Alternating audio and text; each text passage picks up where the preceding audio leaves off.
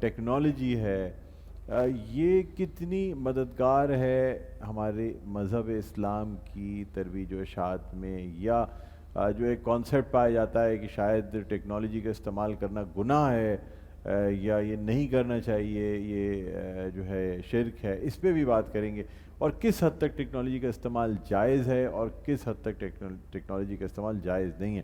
جی مفتی صاحب، سب سے پہلے تو آپ سے جاننا چاہوں گا کہ یہ جو ذرائع ابلاغ کے طریقے ہیں، جسے ہم مینس آف کمیونیکیشن کہتے ہیں، اور ذرائع ابلاغ میں بہت ساری چیزیں آتی ہیں، اب چاہے اس میں ٹیلی فون، ٹیلی ویژن، انٹرنیٹ، سوشل میڈیا، ساری چیزیں جو ہیں یہ ذرائع ابلاغ میں آتی ہیں، تو کیا سمجھتے ہیں آپ ذرائع ابلاغ کے بارے میں؟ اسلام کیا کہتا ہے؟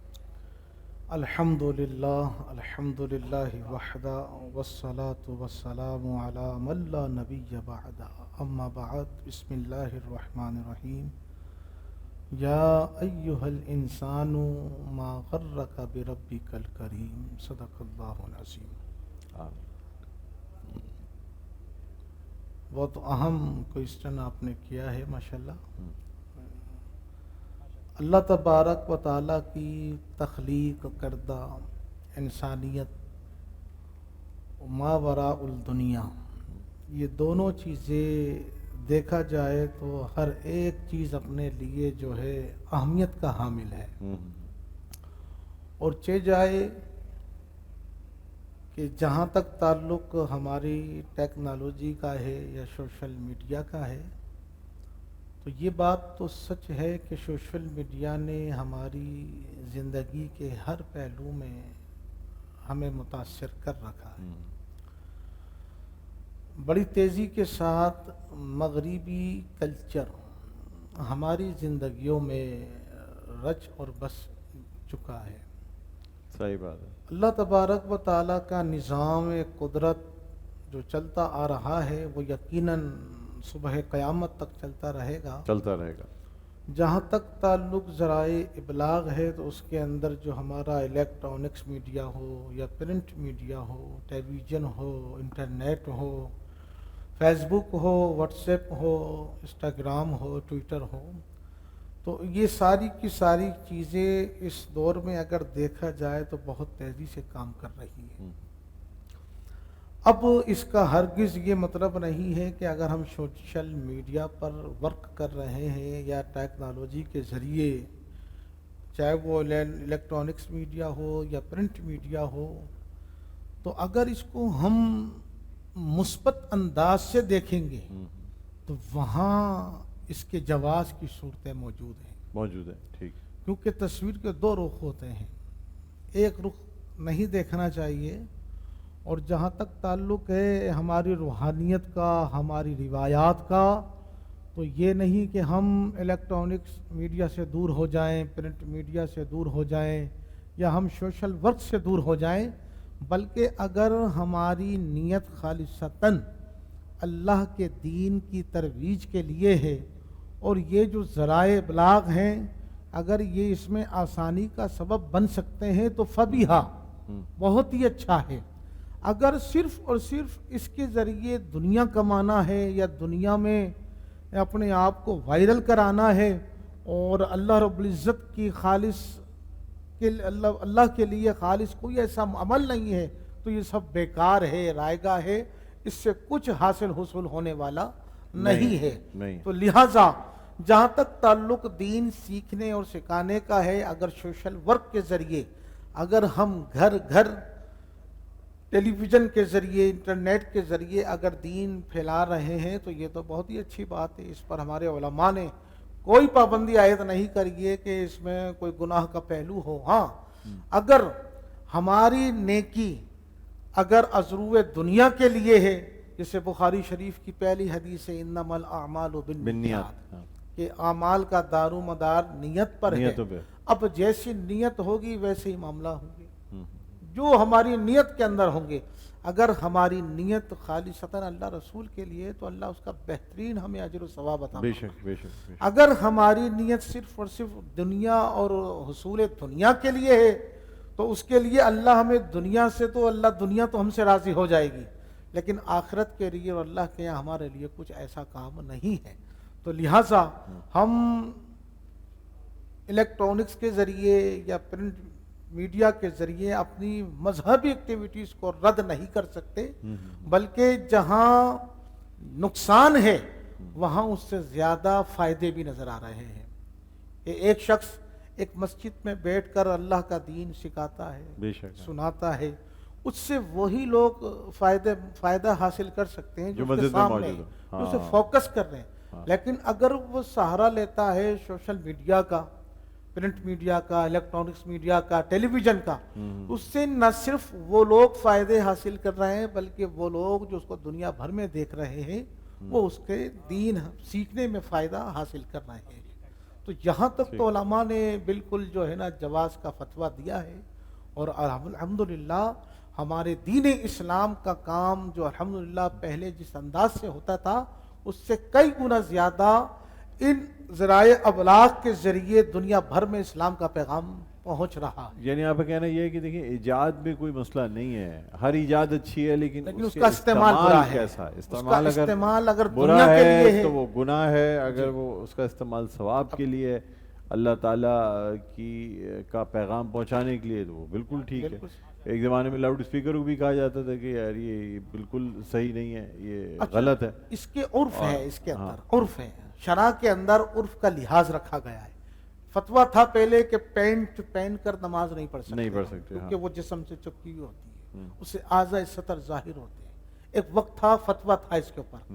وقت تیزی سے آگے چلتا رہا، اب عرف کے اندر دیکھا کہ اس لباس کو اب برا نہیں سمجھا جینس پہن کے، تو لہذا ہمارے علماء نے اس پر فتویٰ دیا کہ جینس پینٹ پہن کر نماز پڑھی جا سکتی ہے. لاؤڈ اسپیکر پر نماز نہیں تھی. جدید وقت آتا گیا، سلسلہ بنتے گئے، علماء نے فتویٰ دیا کہ لاؤڈ اسپیکر نماز بالکل جائز ہے. ایک وقت تھا کہ تصویر بنانا حرام سمجھی جاتی، لیکن وقت کا تقاضا تھا، عرف کے اندر اس چیز کو جب پذیرائی ملی، علماء نے فتویٰ دیا کہ اس کے اوپر کوئی قباحت نہیں ہے. تو لہذا جو عرف کے اندر ہوگا وہی شرع کے اعتبار سے شرع کے حکم احکام لگے. بالکل بالکل، کیونکہ دیکھیں دین تو مستقل ہے، وہ تو ٹیکنالوجی کے ساتھ نہیں جوڑ سکتے آپ، اس لیے کہ وہ تو ایمان ہے، اعتقاد ہے، اور اس کا تعلق نہ کسی ٹیکنالوجی سے ہے نہ کسی سوشل میڈیا سے ہے. ہاں البتہ بدلتی ہوئی دنیا میں چیزیں وقت کے ساتھ ساتھ تبدیل ہوتی ہیں، اور اگر عرف عام میں اگر وہ چیز ایکسیپٹیبل ہے اور اس سے کوئی برائی نہیں پھیل رہی ہے تو پھر کوئی مطلب مذائقہ نہیں ہے کہ وہ چیز استعمال کر لی جائے. اچھا، آج کل آن لائن قرآن پڑھنے کا جو ہے بہت زیادہ رواج یا رجحان ہو گیا ہے. اب اس میں مسئلہ یہ پیدا ہوتا ہے کہ قرآن کو صحیح مخارج کے ساتھ پڑھنا ہی اصل حسن ہے. آن لائن میں ٹیچر سامنے نہیں ہوتا، بعض دفعہ صرف اس کی آواز ہوتی ہے، یا اگر وہ سامنے ہو بھی تو جو مخارج ایک طالب علم سامنے فیس ٹو فیس دیکھ کر سیکھ سکتا ہے وہ ویسے اسکرین پہ نہیں سیکھ سکتا. کیا کہیں گے اس حوالے سے آپ؟ لیکن ہاں اس پر بہت تیزی سے جو ہمارے مغربی ممالک میں کلام پاک کی جو تعلیم انٹرنیٹ کے ذریعے دی جا رہی ہے، لیکن ڈاکٹر صاحب یہ وقت کا تقاضا ہے. اب سب جگہ تو قاری قرآن اویلیبل نہیں ہے. ایسے ممالک بھی ہیں جہاں پر ڈھونڈنا پڑتا ہے، کثرت نہیں ہے. تو اس کی رہنمائی کے لیے ہمارے علماء نے اس کی اجازت دی ہے. اگر وہ انٹرنیٹ پر کلام پاک کی تعلیم دے رہے ہیں، دین سکھا رہے ہیں، مخارج کے ساتھ قرآن پڑھا رہے ہیں تو بالکل جائز ہے، اور اس پر اجرت جو لے رہے ہیں وہ بھی جائز ہے. اس پر یہ نہیں ہے کہ اجرت لینا منع کیا گیا ہو، لیکن اس پر اجرت بھی لی جا سکتی ہے. تو لہٰذا آج جتنے آپ دیکھیں کہ مذہبی چینلز جو ماشاءاللہ کام کر رہے ہیں دین اسلام کی ترویج کے لیے، وہ ازہر من الشمس ہے. بے شک وہ بہت سارے چینلز جو ہیں، سیٹلائٹ چینلز جو ہیں وہ کام کر رہے ہیں ترویج و اشاعت کا.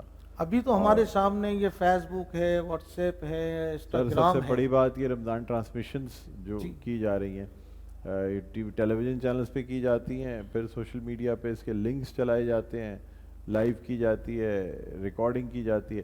اب ایک وقت میں جتنے لوگ ہمیں دیکھ رہے ہیں وہ اپنی جگہ، لیکن اس کے بعد اس سے کہیں زیادہ لوگ اور اس کی ریکارڈنگ سوشل میڈیا پہ اور مختلف پلیٹ فارمز پہ ریلز کے ذریعے دیکھتے ہیں. تو میرے خیال میں تو اس سے بہت زیادہ ترویج و اشاعت ہو رہی ہے.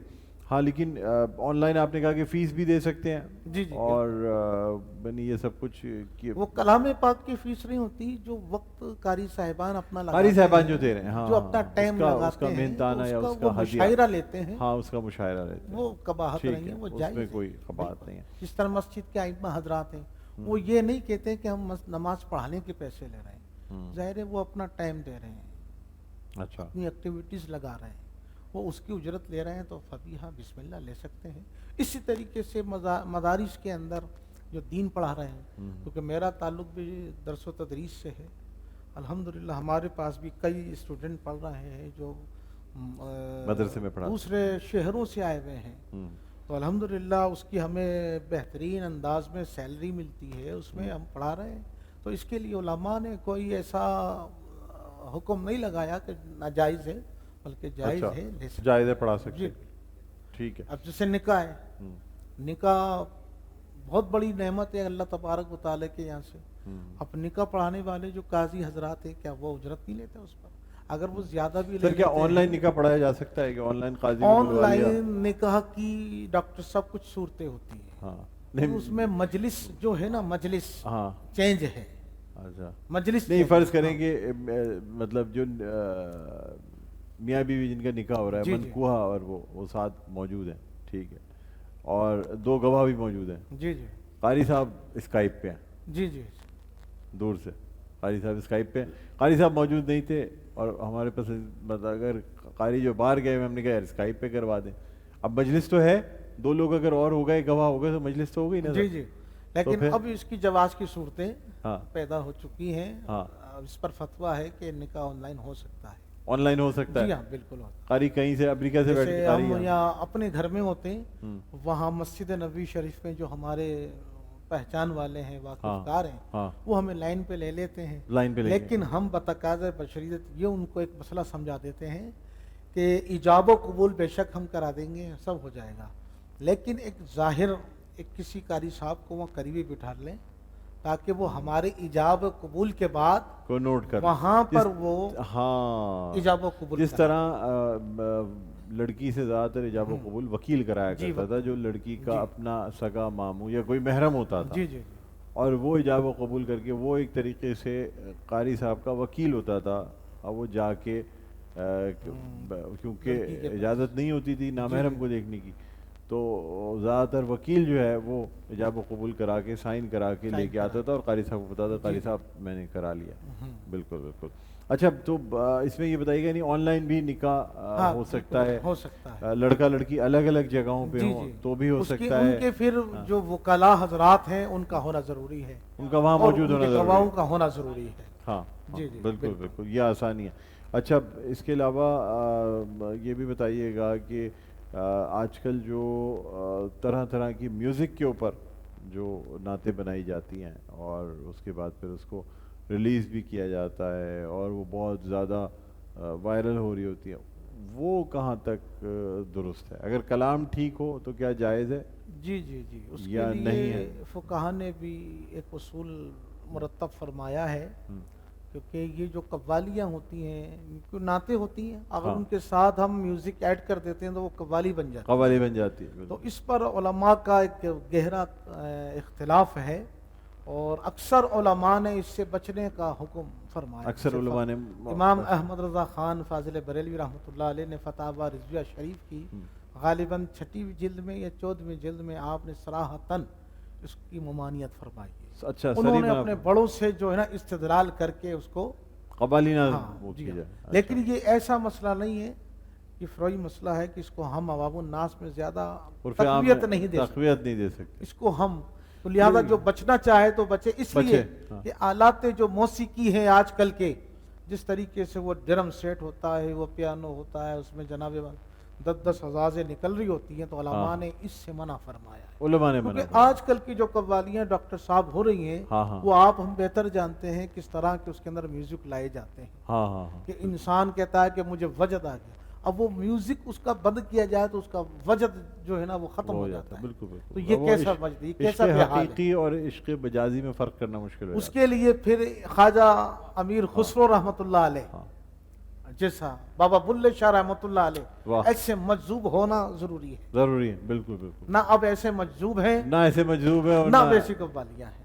صحیح بات ہے. وہ اگر ویسے کسی نے مجذوب پوچھا کیا غیر محرم اجنبی لڑکی کو کلام پاک پڑھا سکتا ہے؟ تو اس کا جواب یہ آیا کہ پڑھانے والا اگر بایزید بستامی ہو، پڑھانے والا اگر بایزید بستامی ہو رحمۃ اللہ علیہ، اچھا، اور پڑھنے والی رابعہ بصری ہو، رابعہ بصری ہو، واہ واہ، اور پڑھنے کی جو جگہ حرم کعبہ ہو، سبحان اللہ، تب بھی اجازت نہیں ہے کہ وہ کلام پاک کیا کو پڑھا مقام ہے سکے. سر. اچھا، تب بھی نہیں پڑھا، تب بھی اجازت نہیں ہے. یعنی واہ، اچھا، نامحرم آ گئی نا ساری باتیں اس کے اندر. پڑھانے والا وقت کا امام ہو، ولی کامل بایزید بستامی، اور پڑھنے والی رابعہ بصری ہو، اور پڑھنے کی جگہ کعبہ ہو، حرم کعبہ ہو، تب بھی اجازت نہیں، تب بھی اجازت نہیں شریعت کے اندر. شریعت کے اندر. واہ واہ واہ، بڑی زبردست. آج کی سب سے اہم بات جو آپ نے کی ہے وہ میں سمجھتا ہوں کہ آج کی نشست کی حاصل گفتگو بات جو ہے وہ یہ ہے کہ آپ اپنے گھروں میں اپنی بیٹیوں کو جب قرآن پڑھوائیں تو بہتر یہ ہے کہ کسی عالمہ سے، قاریہ سے، حافظہ سے پڑھوائیں. نامحرم شخص سے آپ کسی صورت جو ہے وہ قرآن مجید نہیں پڑھوا سکتے. یہ بہت اچھی بات کی، ایک پیغام ہے سب لوگوں کے لیے. اور جو مثال مفتی محمد شاہد نعیمی صاحب نے دی ہے، میں سمجھتا ہوں کہ اس سے بڑی مثال ہو ہی نہیں سکتی. انہوں نے دریا کو ایک چھوٹے سے کوزے میں بند کر دیا اور کمال کر دیا کہ کون پڑھانے والا، کون پڑھنے والا، کیا جگہ، پھر بھی اجازت نہیں ہے. تو ہم لوگ تو خاک ہیں، پیر کی خاک ہیں ان لوگوں کے. ہم تو جو ہے نا وہ کسی جگہ کھڑے ہی نہیں ہو سکتے. تو یہ تو سوال ہی ختم ہو گیا. یہ بہت کلیئر الفاظ میں آج ماشاءاللہ قاری صاحب ہمیں مفتی محمد شاہد نعیمی صاحب نے بتایا. مفتی صاحب بہت بہت شکریہ، تھینک یو. آپ تشریف لائے، بہت اچھا لگا اور ڈیفرنٹ موضوع پہ آج گفتگو ہوئی. اور اس سے پہلے کہ ہم بریک پہ جائیں میں درخواست کروں گا جناب شکیل مدنی صاحب سے کہ وہ بارگاہ رسالت مآب صلی اللہ علیہ وآلہ وسلم ہدیہ نعت پیش کرنے کی سعادت حاصل کریں. جہاں روضہ پاک خیر الورا ہے وہ جنت نہیں ہے تو پھر اور کیا ہے. جہاں روضہ پاک خیر الورا ہے وہ جنت نہیں ہے تو پھر اور کیا ہے. کہاں میں کہاں یہ مدینے کی گلیاں، یہ قسمت نہیں ہے تو پھر اور کیا ہے. محمد کی عظمت کو کیا پوچھتے ہو، محمد کی عظمت کو کیا پوچھتے ہو کہ وہ صاحب کعبہ قوسین ٹھہرے. بشر کی سر عرش مہمان نوازی، یہ عظمت نہیں ہے تو پھر اور کیا ہے. جو آسی کو کملی میں اپنی چھپا لے، جو دشمن کو بھی زخم کھا کر دعا دے، اسے اور کیا نام دے گا زمانہ. وہ رحمت نہیں ہے تو پھر اور کیا ہے، اسے اور کیا نام دے گا زمانہ، وہ رحمت نہیں ہے تو پھر اور کیا ہے۔ جہاں روضائے پاک خیر الورا ہے، وہ جنت نہیں ہے تو پھر اور کیا ہے۔ سبحان اللہ، سبحان اللہ، جزاک اللہ، بہت خوب شکیل مدنی صاحب، بہت شکریہ۔ مفتی محمد شاہد نعیمی صاحب آپ کا بہت بہت شکریہ۔ ناظرین ایک وقفے کے بعد دوبارہ آپ کی خدمت میں حاضر ہوں گے، کہیں نہ جائیے گا، دیکھتے رہے مرکز نشریات، مسکراتا رمضان ڈاکٹر بلند اقبال کے ساتھ۔